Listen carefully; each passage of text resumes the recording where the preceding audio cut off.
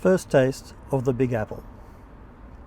It was early 1993, and I'd been a postdoctoral scientist in Vienna for just a few months when the departmental secretary surprised me with registration and flight tickets for an upcoming New York conference.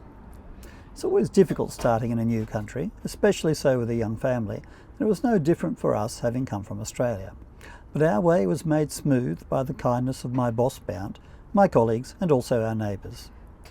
Nonetheless, I wouldn't normally expect support for a conference till having done substantial work, and I had only just arrived. This further gesture of sending me to New York really did seem too generous by far. I went straight to Bount's office to thank him personally for including me in the conference team, despite my being new. I explained how unexpected this encouragement was, that I appreciated the gesture, and that I would make the best of the conference for benefit of the lab. As I spoke, his normally animated expression seemed oddly blank. It was only later that I understood why. The secretary had made a mistake. I wasn't really intended to go, but once I'd thanked him with such sincerity, he didn't have the heart to take the tickets back. Nonetheless, some months later, I was crowded in a yellow cab along with some of my lab mates, with the airport behind us and New York skyline ahead. Stumbling out of the cab and into the chaos, I felt immediately at home. It was sweltering summer. The pedestrians pressed past each other in a double tide that threatened to sweep away anyone trying to stand still, and through this melee we dragged ourselves and luggage to hotel check-in. The boss invited everyone out for a lab dinner that first night, and on ordering chicken I was astonished to be presented with a whole baked chook. I'd heard jokes about the size of American portions, but this plucked beast entire seemed ridiculous. When I asked the waiter if there had been a mistake, he smiled with pride, explaining that, "When you order chicken here, sir, you get a chicken." It was impossible to eat the whole thing along with the sides, so I asked for a bag to save the carcass remains for later. After a few collegial drinks, cocooned by the uneasy thrum of the surrounding city, I felt an irrational peace. The conference was good. I learnt a lot from the plenary sessions, and more again from those research talks I was able to attend. Some of my own collaborative work was included in a poster presented by an Australian colleague, so I didn't feel quite such a sham as I might have had I made no contribution at all to the science exchange. But as great as the meeting was, it was the extracurricular activities exploring the city that most impressed, and that I most remember. With one of my friends and colleagues, I visited the usual tourist spots. A fair portion of my life has been as an immigrant or foreigner in one place or another, so the immigrant memorials at Battery Point and Ellis Island resonated. But the best New York immigration memorial was the living impress of many coloured faces and the babble of strange voices that fill New York streets. I urged my increasingly weary friend along the queue and up the stairs to the top of Lady Liberty, with promise a revolving cafe once there. She was both disappointed and annoyed that the cafe was a fiction I'd invented in hope and jest.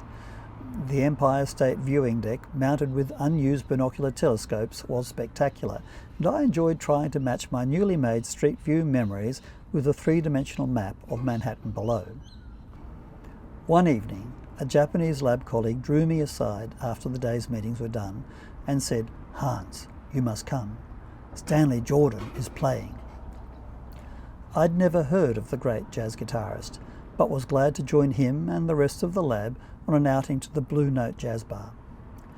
Beer and wine flowed liberally, but flowing stronger was the music that streamed from his fingers into the spellbound crowd. We stayed for the following act, but felt pity for the artists playing after Jordan's mastery. There was vague embarrassment in the near-apologetic eyes of the bandmaster, who welcomed his parents on a table nearby to the sound of the usual polite cheers and clapping. As the music started, the embarrassment grew deeper. They were good. They were very good. Excellent, in fact. But everyone thought the same. Not as good as Stanley Jordan. On another evening, I saw the musical Les Miserables.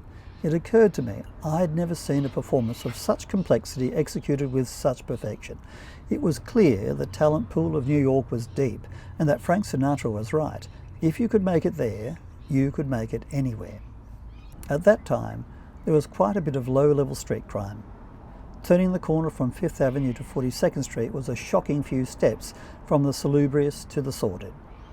I saw a daylight mugging in Times Square, or rather turned my head towards the shriek of a woman pushed to the ground during a bag snatch. In the same place, on perhaps the same day, I had an eerie sense of someone right behind me. Grasping the shoulder strap of my bag full of conference notes and ever less appealing chicken, I stopped and spun on my heels to find my nose near the chest of a very tall young bloke. I looked up at him surprised. He looked down at me appraising, and seemed to conclude that I, and perhaps my chicken, weren't worth his trouble. He then turned and walked in the opposite direction. A wailing police car tore past me on another occasion, and on still another I could swear I heard the pop-pop of a handgun somewhere on the streets below. But that was probably just a backfiring car at work on my imagination. The place had an edge. Weirdly, I loved it. The conference coincided with the 4th of July, so a few of us went to Battery Point to join the New Yorkers for the fireworks. Police lounged against the rail, laughing and joking with the crowd, but shifted instantly to a ready stance when someone sounded angry shouts. The fireworks were wonderful, but the only way back was the long walk up Broadway, which seemed to be one long street party. Many were dancing, but one girl stood out. She looked in her early 20s and was lost to the music, but I couldn't help notice the frailty of her wasting body. It was the time of rampant AIDS, and she was dancing for her life. A group of us from Vienna went to visit the Twin Towers. It was evening, and I admired a bronze sphere representing the world in the forecourt. I'd seen photographs of the towers before, but hadn't appreciated just how beautiful they were in their elegant fluted offset design. We took the elevator to the roof and watched the early orange sunset. It was peaceful up there, but you could still feel the hum of the city below. Caught between the sky and Manhattan, we stood silent till chased off the top by staff who warned of lightning strike. We thought their concern unnecessary, but none imagined the horror of what would strike some years later on September 11th. I did see the spherical statue again long after that terrible day. It was battered and pierced in places, so while once a symbol of global unity, it was now one of injury and healing. Flying out, a plane turned over Manhattan to give me one last look.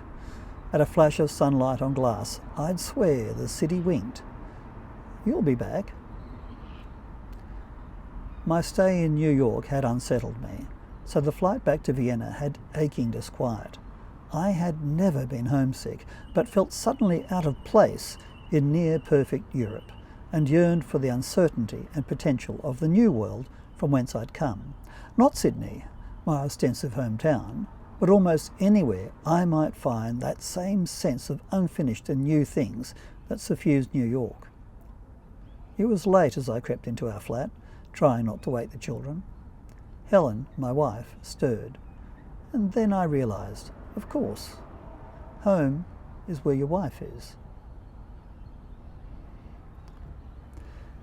If you enjoyed or found this interesting, please do make sure you are subscribed so you can receive further posts, and also please share it via your social networks. They will be grateful if they like it and forgive you if they don't, but no matter what, I shall have a warm glow of gratitude.